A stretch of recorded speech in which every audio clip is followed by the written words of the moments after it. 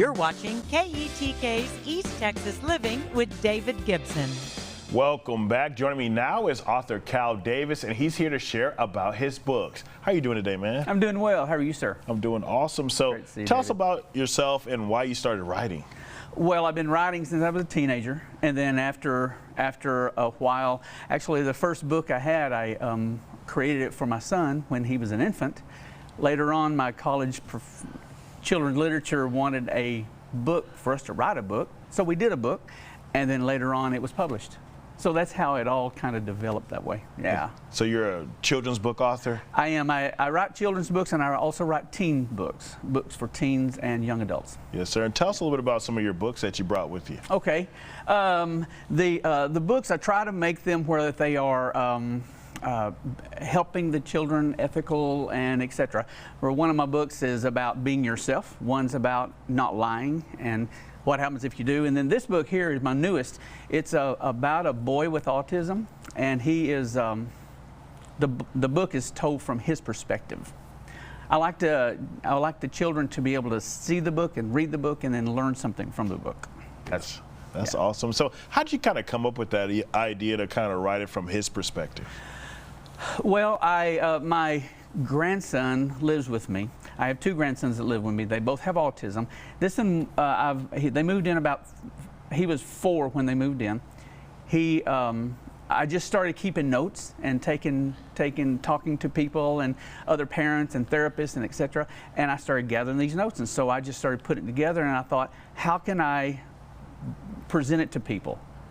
And then the thought come to me to say it from his perspective. So that's what I did. And in the book it says, at one point, one page says, I move my hands because it makes me feel better.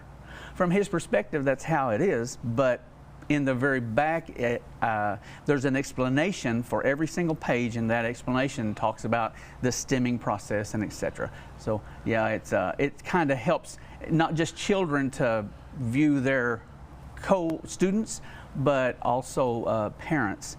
Because I used to be a parent who said, I wish they'd take care of their child when we were in public.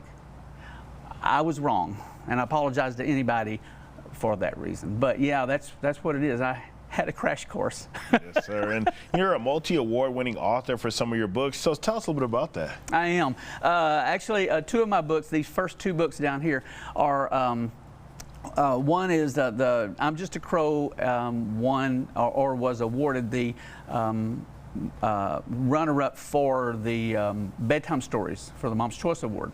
The other one, Look What I Did, is just that one actually for general picture books for children, and it was awarded one of the finalists.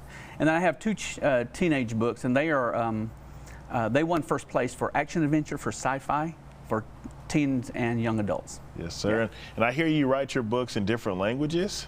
I write them in English. I have them translated. I have about 5 of them translated right now. And I have a good friend who writes, who can translate, and so he does that.